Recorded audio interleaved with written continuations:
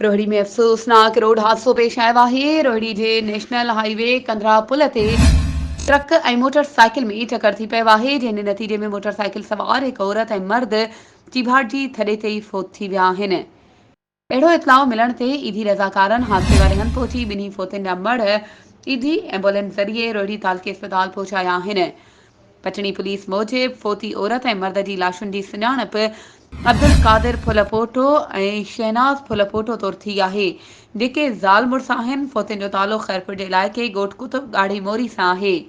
शादीशुदा जोड़ो संगरार माइटनि ॾांहुं शादी ते वियल हुआ, जेके शादी खां ई वापसि ख़ैरपुर वञी रहिया हुआ त रस्ते में खेनि अफ़सोसनाक रोड हादसो पेश आयो आहे।